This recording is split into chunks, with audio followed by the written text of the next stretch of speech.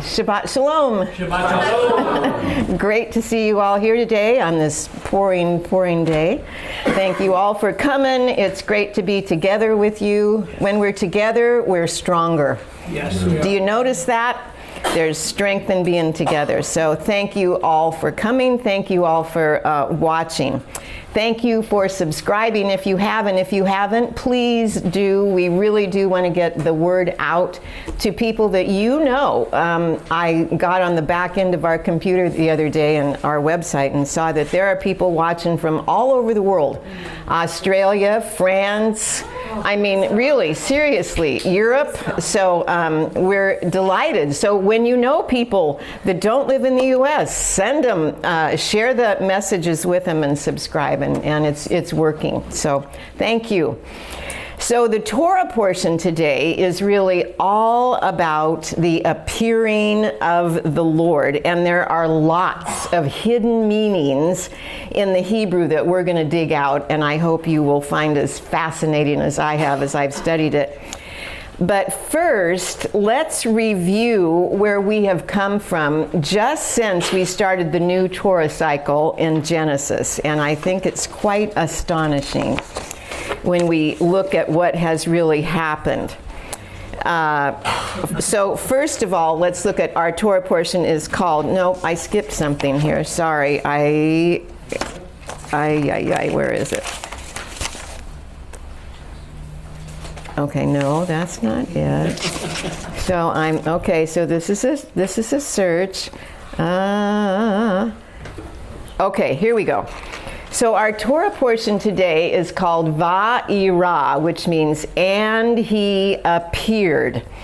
But if you go back to the very first Torah portion that we did in Genesis, in the beginning, we had a literal new beginning on that very day, October 7th, because that's when that horrific terror attack occurred in Israel. And literally, the page in history turned, and we're never going back. So that was in the beginning. Then in the Torah portion, Noach, we saw judgment in Noach, and we saw judgment begin in the earth, and the war literally began on that day. War erupted. Last week we had Torah portion Lech Lecha, and what happened in Lech Lecha? Abraham was called out of his land, away from his family, everything that he had known. And he had to become identified with God alone. And so God was warning us to take on his identity, to literally leave our old identity with the world behind and literally step into having our whole identity in him alone. Immediately after Abraham does that, Vayera, today, the Lord appears to him. Do we see a pattern here? It's incredible. All together, if you put these all together, we have a new beginning on October 7th, and judgment began the very next week. The Lord then said, go for yourself, get out of the system of the world. And the Lord appears when Abraham obeyed. That's huge. That is huge. So today we're going to see the following cycle occurring over and over and over again. So watch for this. And here's the cycle. Hurry, look up, and take action. Those are the things that we need to see happening in this Torah portion, Genesis 18:1. Then the Lord appeared to him, this is Abraham, by the terebinth trees of Mamre, as he was sitting in the tent door in the heat of the day. Now, why terebinth trees? Why did they bother to mention terebinth? Well, terebinth represents the strength and the righteousness and the power of the Lord. And it may be because this tree attracts a little tiny worm called the to'olat worm. This is a small little worm. And when it gets ready to give birth, it attaches itself to a terebinth tree. And as that worm dies, she excretes a red fluid, and it's nourishment for her children. And then the worm turns white and dies. And there would come one who would be attached to a tree. His crimson blood would flow while he was attached to that tree. And that to'olat word means devourer. He would become the devourer of the things that want to devour us. And he would devour the power of death when he hung on that tree. Wow. That is the power we see, and that's why the word terebinth is mentioned. And in Psalm 22:6 it says, "But I," this is the Lord speaking, "I am a worm and not a man, a reproach of men and despised by the people." And that "I am a worm" is ani to'olat. It's the very word to'olat, that little worm that I just described to you. Isn't that amazing? So we see Abraham pitched his tree under the terebinth, his tent under the terebinth tree, and who appears? Then the Lord, all caps, appeared to him. Whenever we have Yud, Hey, Vav, Hey, it's done in all capitalization. But the message here is, this is the Lord that appeared to him. So imagine you're just sitting in your tent. 3 days prior, he circumcised himself, it said. So 3 days is the day that a man is in the greatest pain and his body is the weakest. He's sitting in his tent door in the heat of the day, and it's hot out there in the wilderness, okay? So it's well over 100 probably. And he's looking, and what does he see? The Lord himself. And we're going to get more into this, but listen to the action that Abraham takes. Genesis 18, verse 2. "So he lifted his eyes and looked, and behold, 3 men were standing by him. And when he saw them, he ran from the tent door to meet them and bowed himself to the ground and said, 'My Lord, if I have found favor in your sight, do not pass by your servant. Let me send for some water so that you may bathe your feet and rest under this tree.'" So one of the great sages said that this is a prophetic event. The Lord comes to him after he left his identity, after he left his family, after he left his country, and took on the identity of being the man of God in the whole world. Okay, this is not like, I'm going to join you guys. No. He led the way for the entire world. That's why we're believers today. It's really because Abraham gave us a model of how to do this. And after he had been circumcised. Now that wouldn't be easy either, right? To circumcise yourself? You guys can imagine that. I can't. But he did it. And he did it to every man in his household also. And so it says he lifted his eyes. This means he was conscious of what he was doing. He wasn't just gazing off into the wilderness. It was a deliberate looking. He wasn't just about to fall asleep. He was watching for something. He was looking and expecting something to happen. And what happens? The Lord appears. And so this theme happens throughout this Torah portion. When we look for him and when we are crying out for him, and he knows that we're waiting and wanting him to come, he will come. How do I know that? Because the Lord said, "You will not see me again until you say, Baruch haba b'shem Adonai. Blessed is he who comes in the name of the Lord." We have to be crying out for his coming. Amen. Abraham was expecting him to come. He was in his thoughts. He was looking for him. That has to be our attitude, even the words of our mouth. So 2 Timothy 4:8 says, the prize that shows I have God's approval is now waiting for me. The Lord, who is a fair judge, will give me that prize on that day. He will give it not only to me, but also to everyone who is eagerly waiting for him to come again. So if you're one of those, we get a special prize. I mean, think about that. I can't even imagine being rewarded for something that's just so, seems to me, it should be the cry of everybody's hearts. Come, Lord. So now Abraham is 99 years old. Remember that too. Not only is he in pain, but he's 99 years old, okay? And in his pain, he bows and worships the Lord. Abraham met God and the two other strangers ready to serve them. Now, this is an amazing thing. He started out in a sitting position, right? And the men walking toward him were standing, so they were literally physically above him. But when Abraham sees them coming, he gets up and he stands and he beckons them to come and sit. Right? What's happened? Now he is physically above them. Abraham, in this position, got up. Why? To serve. Every time you're in a position to serve, you're in the position of power.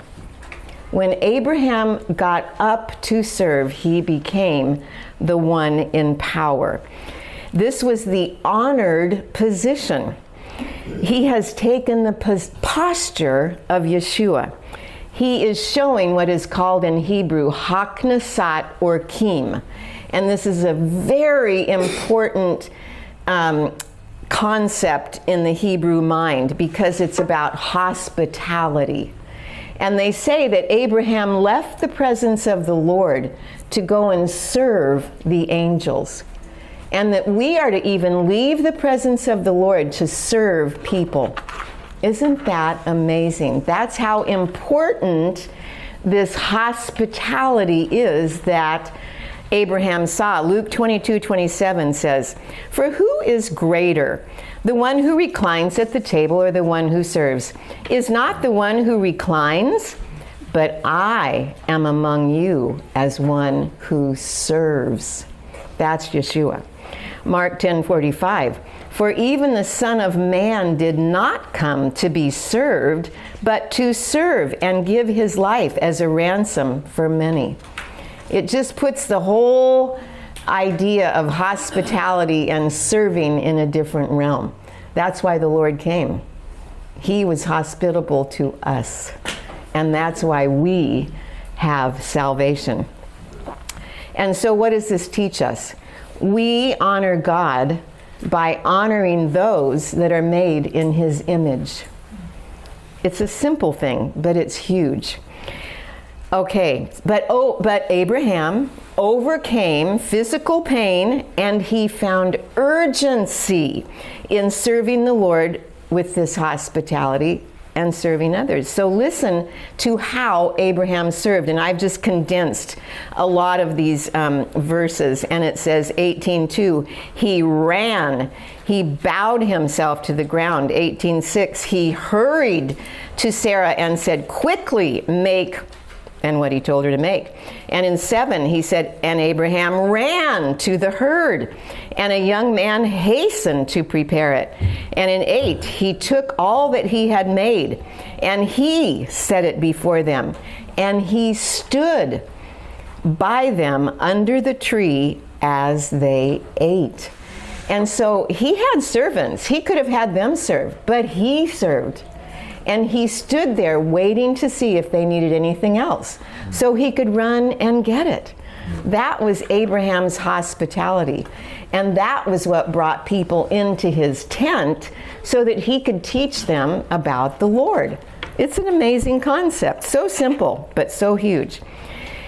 So Abraham obeyed, even in his pain, and he hurried to make the Lord and the two messengers feel welcome. And now we see God honors Abraham's obedience in his circumcision, and we find a mystery in the Hebrew. And this you're not going to believe, but let's read it in English first. Genesis 18:11 through 14. Now Abraham and Sarah were old, well advanced in age. First page. Was the first page? You mean you missed it? I'm sorry. You have it? Okay. All right. Back to page 1. Okay. Everybody got it? Page 1. Okay. Now Abraham and Sarah were old, well advanced in age, and Sarah had passed. Change your Rooney here. Thank you. Let's see. Sarah had passed the age of childbearing. Therefore, Sarah laughed within herself, saying, "After I have grown old, shall I have pleasure, my Lord being old also?"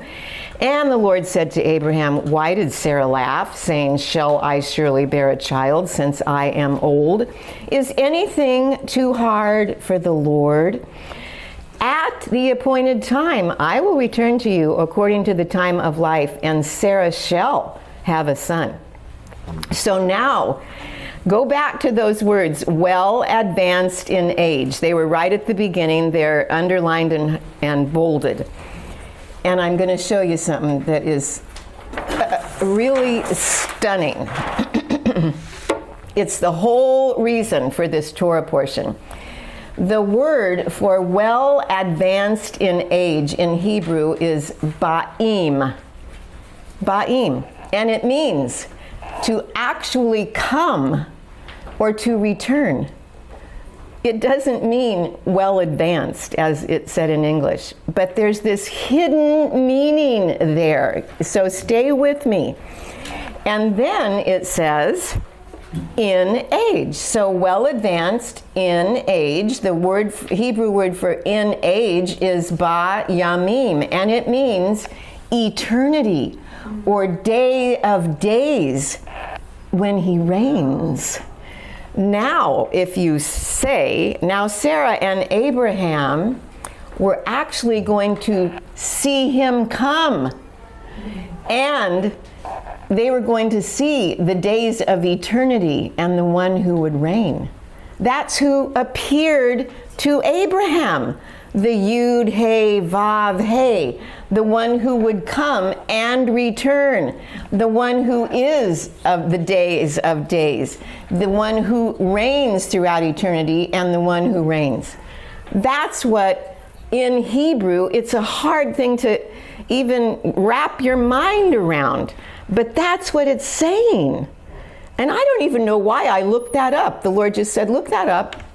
Okay, look it up. I just thought it was clear, but it wasn't clear at all. That's what was hiding there. That's what this Torah portion is all about. It doesn't matter how long we've waited. It doesn't matter how old we are. When we're waiting, he will come. He will come, and he will reign for eternity. So then at the end, it says, oh no, I'm ahead of myself there. Okay, so let's look at the Hebrew, which we just did, and then it says, at the appointed time, I will return to you. That is also a secret message in this verse when we dig into it. And again, it's the word vanivo. Well, guess what? It's the exact same word as this. It's just in a different tense. And so again, this verse is saying, I am actually coming. He hadn't come yet, but he is coming to come, and he is actually coming. So here we have to come and return, to actually come. The one who reigns for eternity, he is the one that's coming, and he is the one that appeared. And here it is, hidden in the Hebrew. I just found that incredible. So, what does this teach us? He could come at any moment now.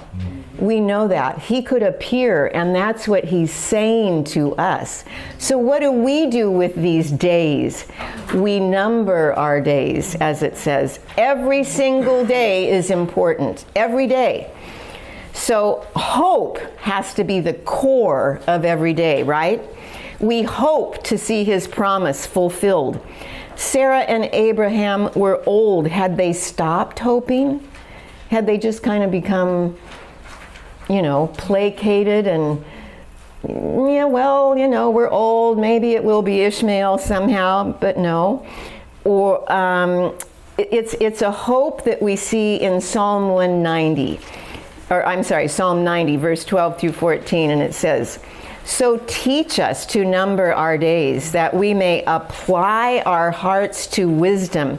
Return, O Lord, how long, and let it repent thee concerning thy servants. O satisfy us early with your mercy, that we may rejoice and be glad all our days. And let your work appear to your servants, and your glory to their children. And let the beauty of the Lord our God be upon us." And so what happened to them? Every day they brought people in. They taught people about the Lord. And this is what we're supposed to do. Just teach people about the Lord. Bring them into the understanding of who God is. They walked through trials. Abraham, it says, had 10 trials that he had to go through from the time he left his land and his family. And we're going to look at the very last trial today, the most difficult one of all. But they learned from their trials. They didn't let their trials embitter them, and they did not dwell on their trials. That's a big deal, because we as humans kind of like to do that, don't we? They didn't quit serving because things didn't work out the way they thought it was going to. They didn't give up on God's promises, though they were too old. They learned and moved on. This is the father of our faith. Those are the kinds of trials that they had to go through. Father and mother of our faith had to go through.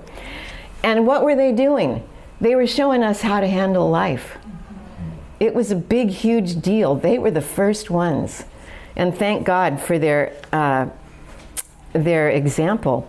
So Psalm 90, when it says, teach us to number our days, is the Hebrew word apply. I didn't put it on the board. And apply is really, again, I didn't put it up here, but it's vayavo. It's this word again, to come in. But it's talking about wisdom, and it's saying, let wisdom come into our minds and our lives, into our actions. We can attain wisdom. Do you know that it's by wisdom that God created the very earth? By wisdom.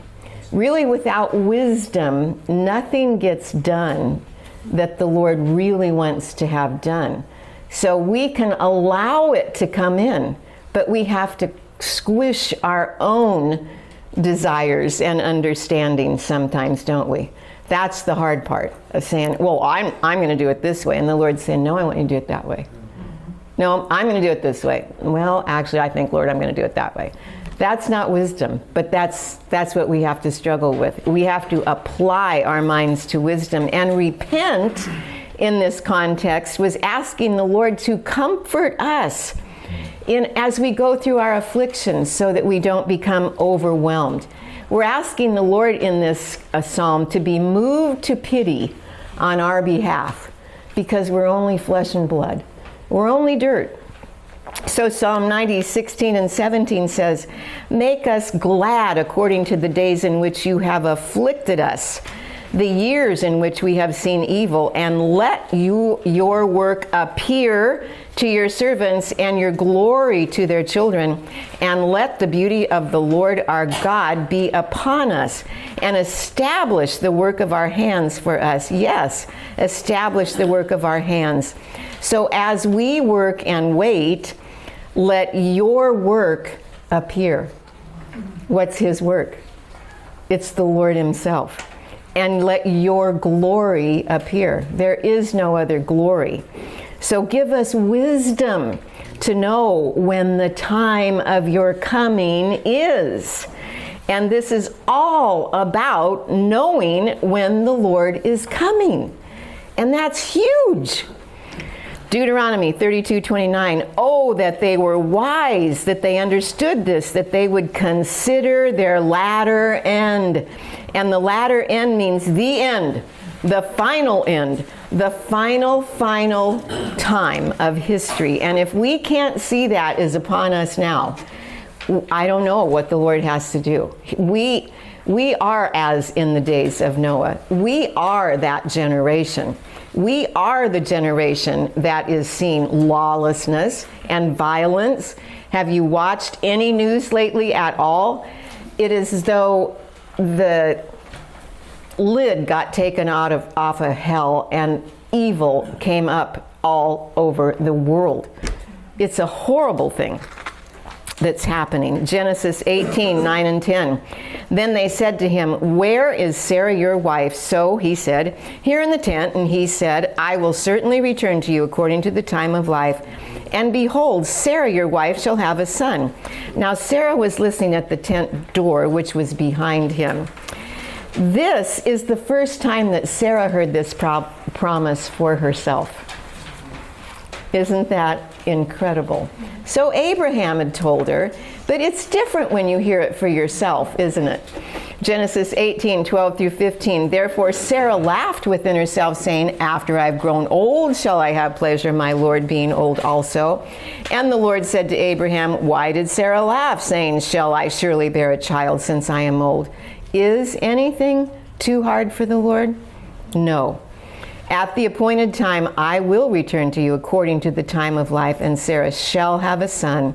But Sarah denied it, saying, I did not laugh, for she was afraid.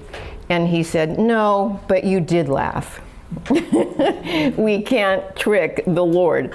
And though it seems the Lord reprimanded her, later she's in the hall of faith in Hebrews 11:11, and it says, by faith, Sarah, even though she was barren and beyond the proper age, was enabled to conceive a child because she considered him faithful who had promised. And that's the key to everything.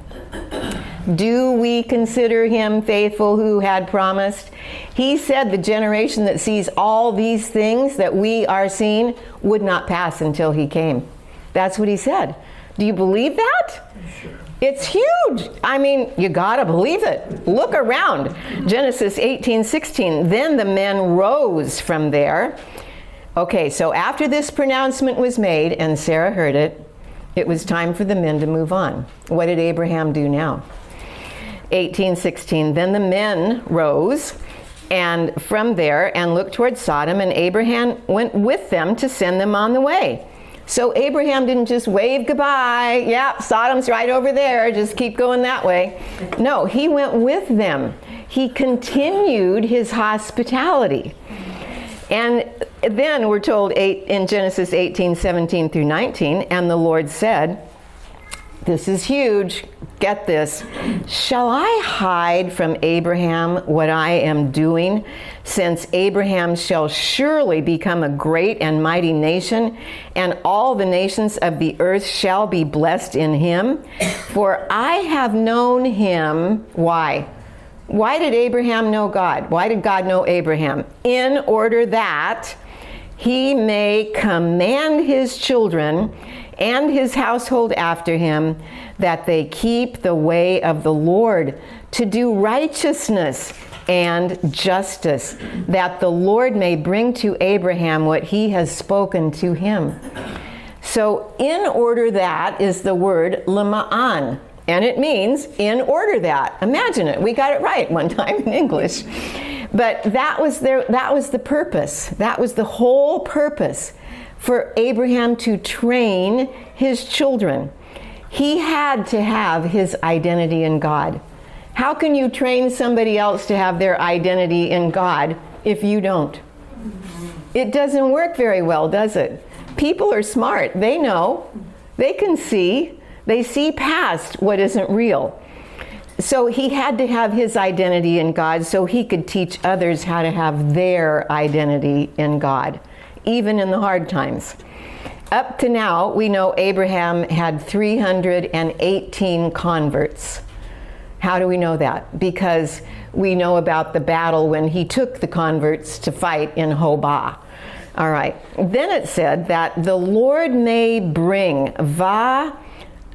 Yavo. That's the word may bring. I didn't put it on the board. And that means when people believed what Abraham taught. Now this is huge.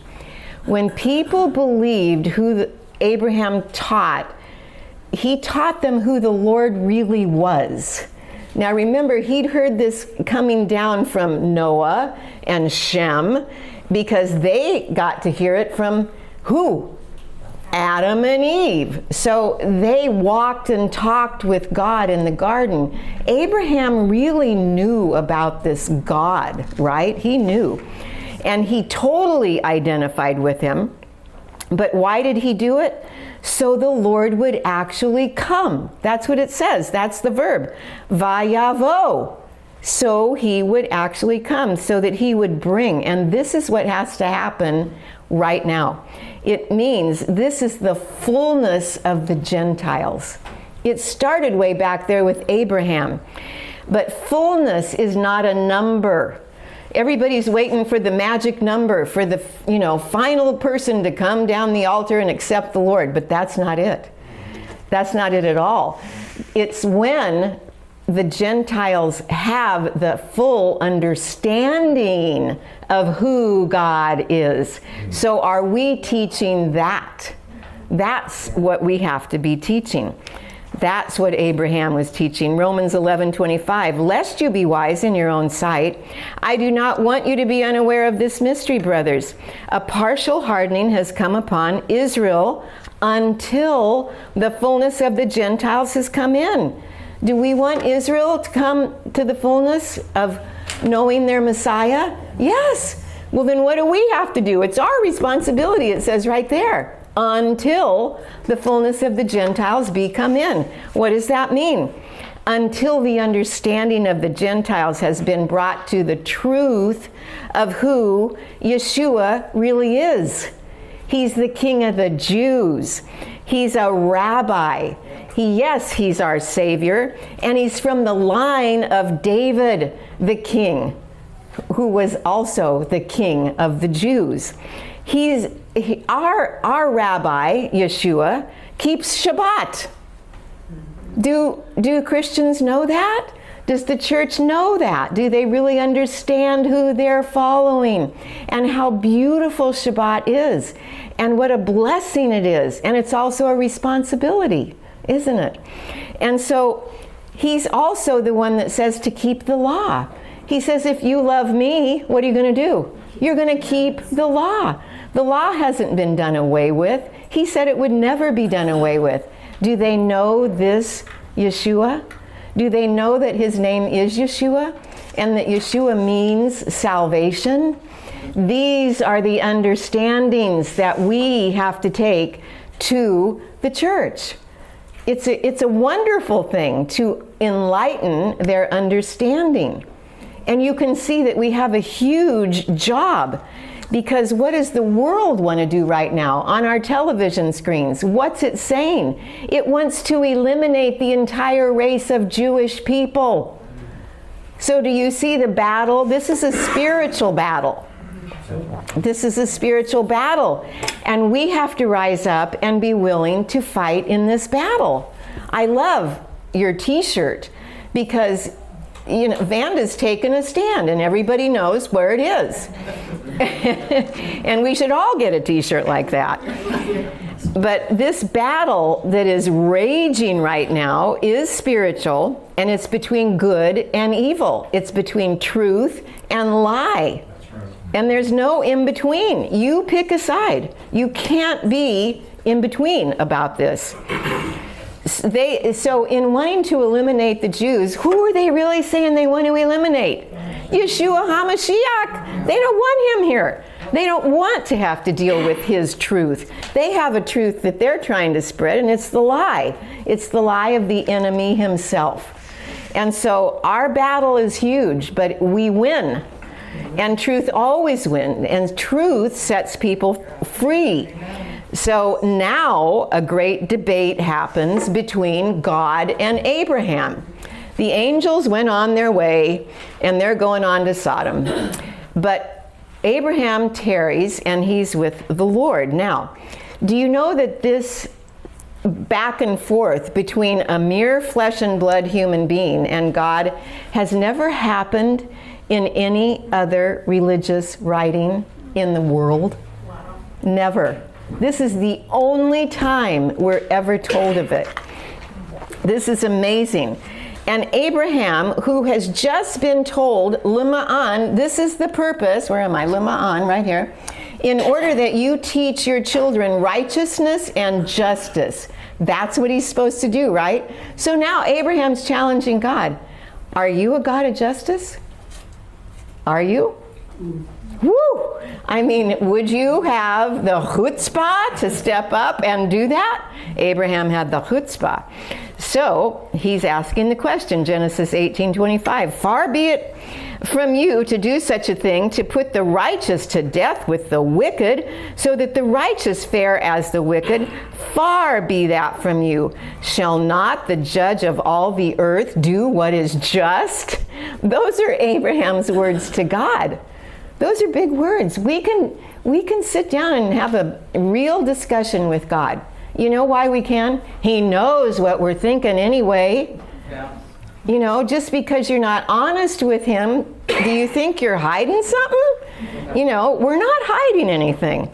So notice Abraham's alone, but now Lot enters the picture. And we will see a contrast in Lot's reaction to the messengers as compared to Abraham's. Now let's look how Lot handles this situation. Genesis 19:1. Now the two angels came to Sodom in the evening, and Lot was sitting in the gate of Sodom. When Lot saw them, he rose to meet them, and he bowed himself to, his face toward the ground. So far, so good. Okay? Then he insists that they come in, and he makes them a meal. Then, Genesis 19:4 and 5, now before they lay down, the men of the city, the men of Sodom, both young and old, all the people from every quarter surrounded his house. And they called to Lot and said to him, where are the men who came to you tonight? Bring them out to us so we may know them carnally. Can you imagine having your house surrounded by people that are this wicked? Imagine that. Okay, so unimaginably, Lot tries to placate them by offering his daughters instead. That's really hard to understand. Genesis 19:9, and they said, stand back. And they, being the angels, then they said, these are the wicked people of Sodom. And they said, stand back. Then they said, this one came in to stay here, and he keeps acting as a judge. So we see now judgment is about to begin. And this word starts to appear. Now we will deal worse with you than with them. So they pressed hard against the man, Lot, and came near to break down the door. So totally in opposite to Abraham, who welcomes the strangers, Lot cannot welcome these strangers, and these strangers never ever had welcomed Lot. They didn't like him. Did you hear their words? Oh, he came as one who is a judge. The judges sat at the gates of the entry of the cities. They were the ones who made decisions. They were the men that ruled. And they're putting Lot down. They didn't like it when he came. They were the opposite of Abraham. They hated hospitality. They hated strangers. They wanted nothing to do with them. They had their own wicked ways, and they wanted to maintain those wicked ways. So Lot sees himself as a judge. Isn't that amazing? And God knows that you cannot placate a spiritual enemy. And how many people try to do that? You can't do it. It's impossible. You fight spirit with spirit. That's the only way we win our spiritual battles. The angels then blind all of the men and warn Lot to get his family ready to leave this place, as destruction is about to come. Just as God is warning us today, be ready for his coming. He's warning and warning and warning us. And so we see the same theme recurring now. Genesis 19, 14 through 20. So Lot went out and spoke to his sons-in-law, who had married his daughters, and said, "Get up, get out of this place, for the Lord will destroy this city." But to his sons-in-law, he seemed to be joking. Have you ever talked to your family and said, "The Lord is coming. Be ready. Don't be concentrating on the world and on how much money you're making and on this and that and the other. Be concentrating on your walk with the Lord and how many people you're bringing into the kingdom." And they look at you like you're crazy. You know, look, it's raining, the leaves are turning colors, whatever's happening is happening, everything goes on as normal, and boom, the Lord appears. And it's going to happen just that fast. So then, when morning dawned, the angels urged Lot to hurry. "Arise, take your wife and your 2 daughters who are here, lest you be consumed in the punishment of the city." And while he lingered, he wasn't in a hurry either. The men had to take hold of his hand, his wife's hand, and the hands of his 2 daughters, the Lord being merciful to him, and they brought him out. He didn't go out by himself. He was not in a hurry. He was hesitating. So it came to pass, when they had brought them outside, that he said, "Escape for your life. Do not look behind you, nor stay anywhere in the plain. Escape to the mountains, lest you be destroyed." Then Lot said to them, "Please, no, my lords. Indeed, now your servant has found favor in your sight, and you have increased your mercy which you have shown me by saving my life. But I cannot escape to the mountains, lest some evil overtake me and I die." Are you kidding me? He's just been saved from total destruction. He lingered. They had to literally pull him out of that city. And now he's whimpering because he's still afraid for his life. Stop. We can't be whimperers. Lot is not our model. Abraham is our model. Lot's showing us everything not to do. Okay. So, see now, this city is near enough to flee to, and it is a little one, therefore it was named Zohar. Please let me escape there. Is it not a little one? And my soul shall live. So this is a picture of so much of the church today. Amen. They just want to stay where they are. They're comfortable. The sons-in-law thought he was joking. He wasn't joking. They saw no danger. You know why? They were totally assimilated.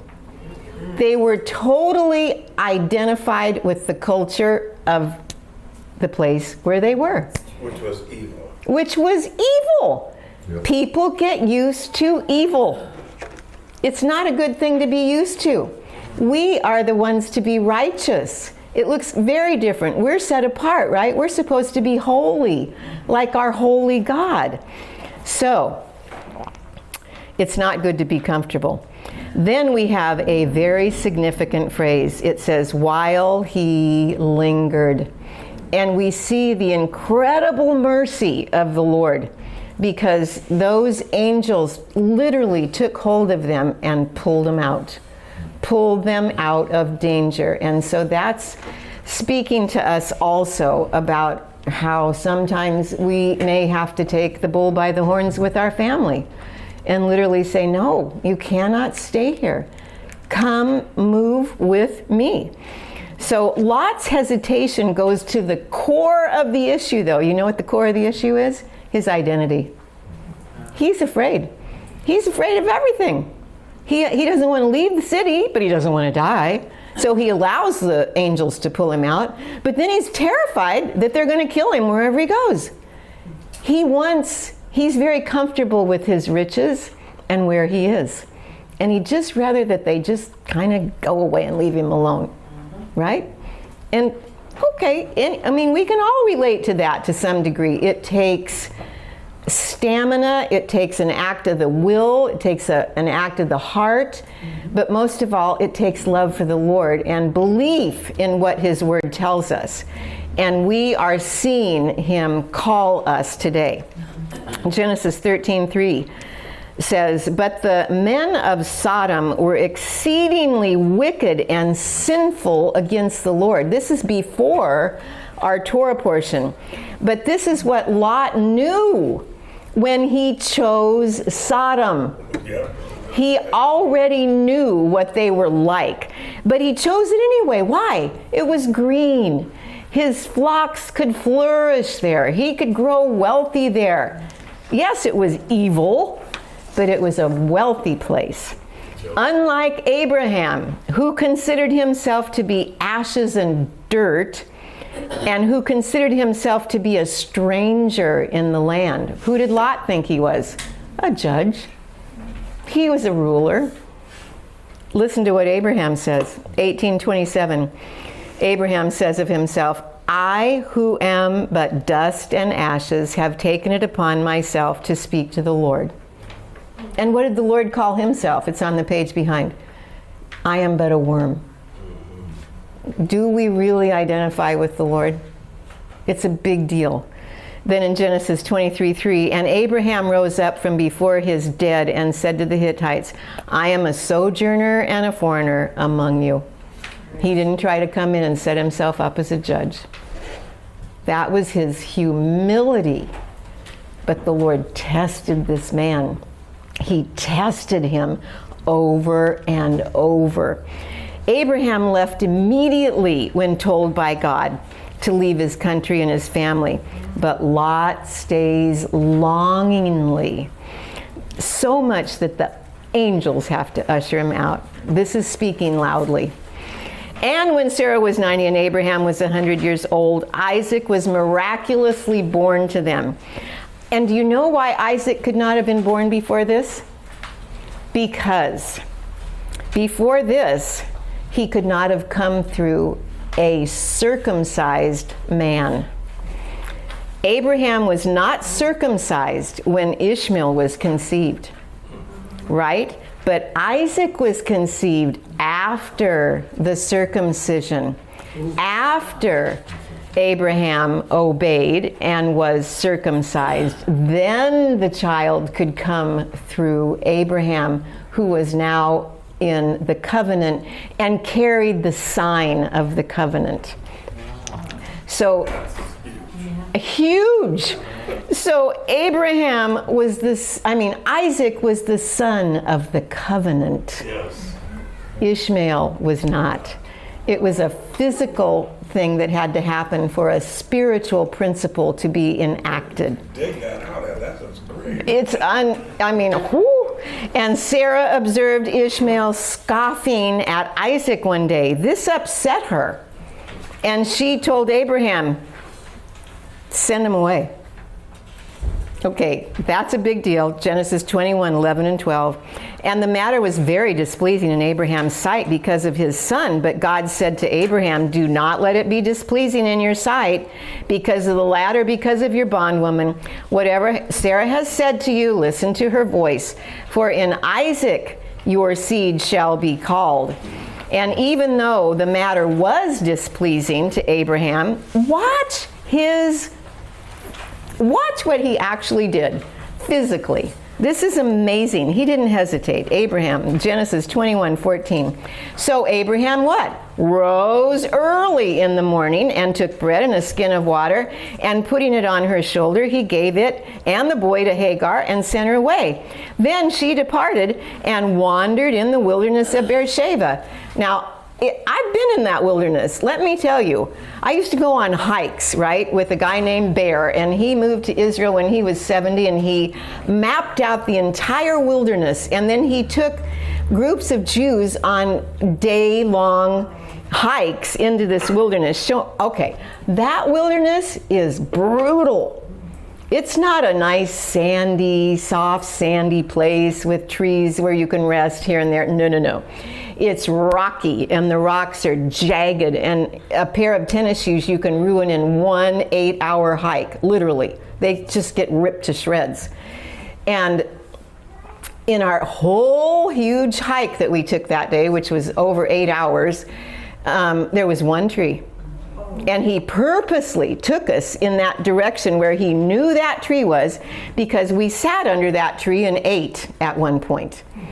And it was there was not another tree, bush, nothing, as far as you could see. But that's the wilderness he sent them out into. So Genesis 21:15 through 17. And the water in the skin was used up, and she placed the boy under one of the shrubs.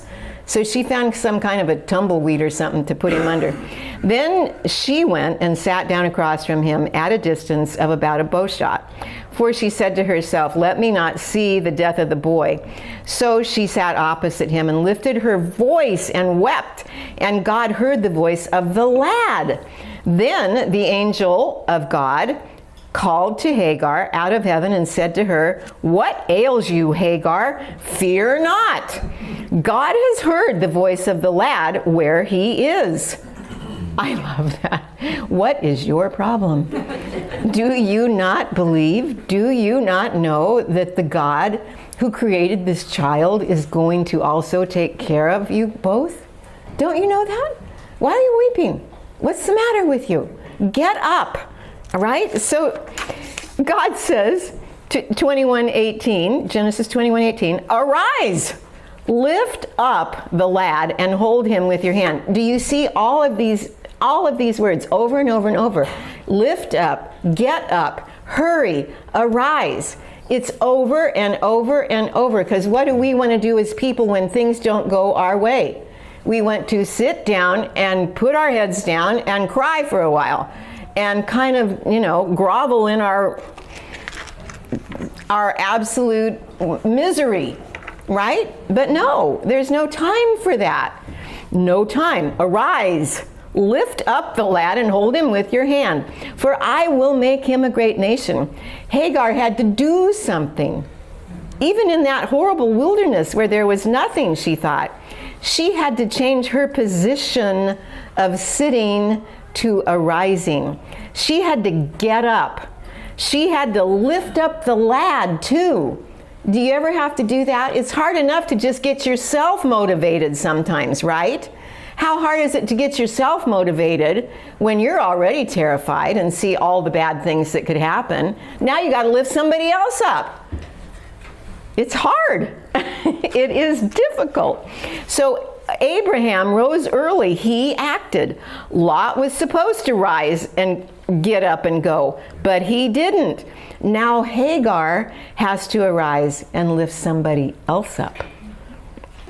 We have to rise up now and act on what the Lord has shown us, not hesitating as Lot did. It is the Lord that does the miracles, but we have to rise up and act. He will do the miracles. And now, after all the tests that Abraham has passed, God gives him one more. And it's by far the hardest, by far and away the hardest. And here it is, Genesis 22:2. Then God said, take now your son, your only son, Isaac, whom you love, and go to the land of Moriah and offer him there as a burnt offering on one of the mountains of which I shall tell you. Okay, can you imagine hearing those words? You finally had this son, and now you're supposed to go sacrifice him. Genesis 22:3. So Abraham rose. Did he hesitate?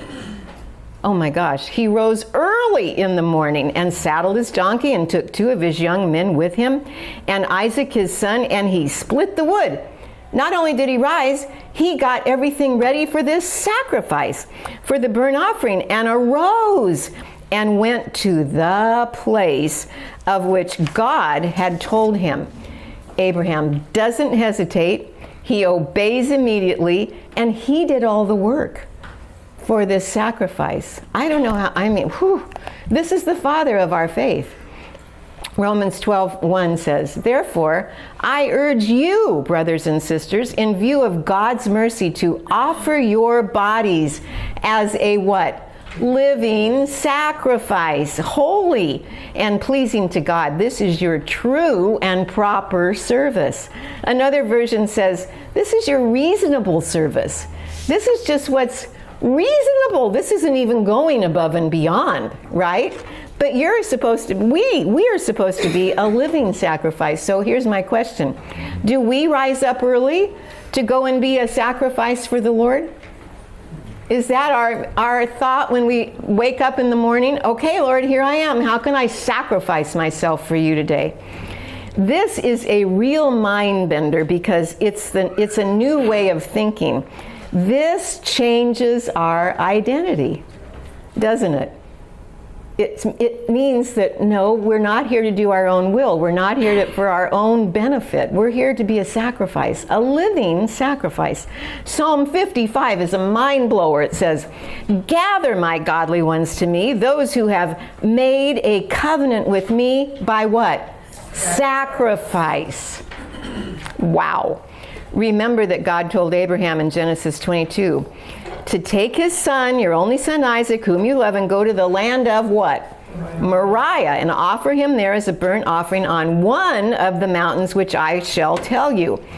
Now, Genesis 22:4-5. Then on the 3rd day, Abraham lifted his eyes, there it is again, and he saw the place afar off. And Abraham said to his young men, stay here with the donkey. The lad and I will go yonder and worship, and who's coming back? We will come back to you. Why didn't he say I? He was going to go kill his son, right? He said we. What did Abraham see when he lifted his eyes and saw the place from afar off that caused him to say, we will come back? He saw something. Now follow this thinking. What would happen on that place that the Lord caused his eyes to look at? It was Mount Moriah, okay? What would happen on that mountain? 2 Chronicles 3:1 says, now Solomon began to build the house of the Lord at Jerusalem on Mount Moriah, where the Lord had appeared to his father David at that place that David had prepared. Do you see what's going to happen here? Who appeared to Abraham at the beginning of this Torah portion? The Lord. He looked over there and he saw that mountain. And who had appeared to David there? The Lord. Okay? Put that in your mind. And there's more. The Lord would be crucified there. And just as God had shared with Abraham what he was about to do in Sodom and Gomorrah, he had to have had allowed Abraham to see what was going to happen to his own son on that mountain. And we'll see why in a minute. Why Mount Moriah? One thing, the Romans liked to choose a very prominent place on a road that was heavily traveled so that people that were tempted to do evil or break the Roman law would see the consequences of what happened to people. So they liked to crucify people on a heavily traveled road. Going across Mount Moriah was a heavily traveled road, and there was it was also known, this place, as Golgotha. Now, I know when you take trips to Israel that they explain to you about this rock formation above a bus station, and yes, it does look like a skull, which Golgotha can mean skull. But Golgotha also means top of a hill. So every hill has a Golgotha. It's just the top. Like skull is your head. It's the top of your body. Golgotha also means the top of the hill. So John 19:17 says, they took Jesus, therefore, and went out, bearing his own cross, to the place called the place of the skull, which in Hebrew is Golgotha. Hebrews 12 and 13, therefore Jesus also suffered outside the gate, that he might sanctify the people through his own blood. So then, let us go out to him outside the camp, bearing his reproach. This place, Mount Moriah, where he would be crucified, where they would have performed crucifixion, was outside the gate. Okay? But, do we have the PowerPoint now? I want to show you something if I can get over there. Okay, so this is a map showing Mount Moriah, this whole area. This is the temple, where the temple would have been, and across would have been, directly across from the temple would have been the top of the mountain, or the Golgotha, where Yeshua would have been crucified. Notice that his cross would have looked directly into the temple. Who lived in the temple? The very Spirit of the Lord, right? So the Shekinah is in that temple on that mount. The doors were open. God, the Shekinah, the Spirit of the living God, could look across that mountain outside the gate and see his own Son crucified and watch him die and know when he did die. So it's a huge thing. A series of events took place as Jesus breathed his last. There was darkness over the earth. There was an earthquake, and Jesus cried out in Matthew 27:51. And the curtain of the temple was torn in two from top to bottom. Why? Because God saw that his son had died. It was a Jewish custom when your son died to rip your clothes, to rip them. And as a human, you'd rip them from top to bottom. Well, that curtain was 13 inches deep. It was a huge curtain. No human could have ripped it from either direction, let alone top to bottom. So God himself ripped that curtain from top to bottom, giving us entrance into his presence. That's so huge when his heart was broken.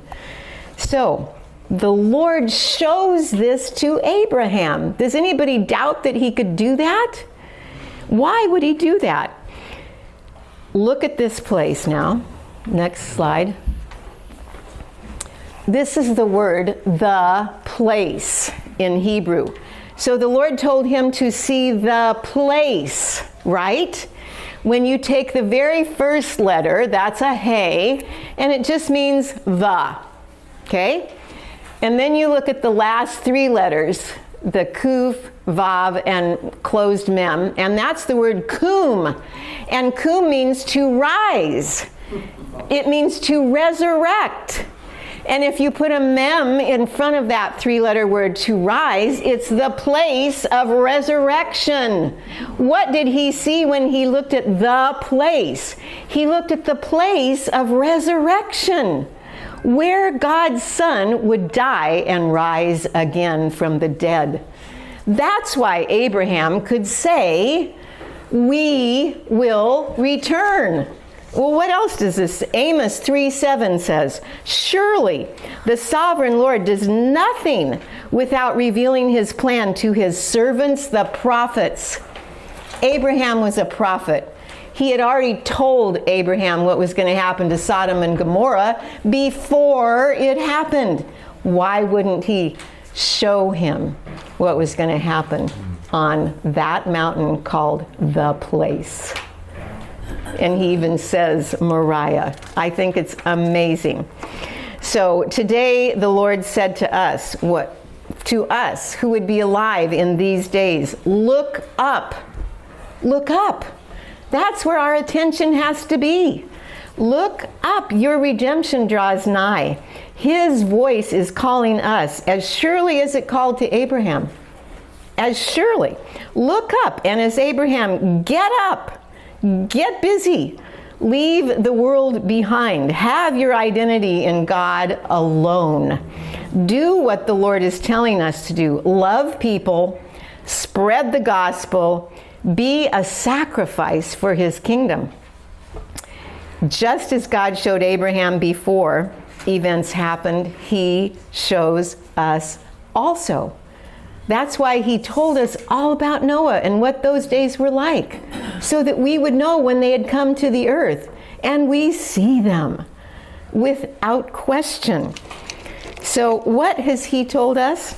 2 Peter 3:17. You therefore, beloved, since you know this when? Beforehand. So he has told us what would happen just before he comes, so we are to be doing what? 2 Peter 3:12 and 13. Therefore, since all these things will be dissolved, what manner of persons ought you to be in holy conduct and godliness? What are we supposed to be doing? Looking for, just like Abraham was, and hastening the coming of the day of God. Nevertheless, we, according to his promise, look for the new heavens and the new earth in which righteousness dwells. So just as Abraham did, now we look up because our redemption draws nigh. And guess what? We will see him appear. We will, because we're all going to say it with me. Baruch haba b'shem Adonai. And that is our Torah portion for today.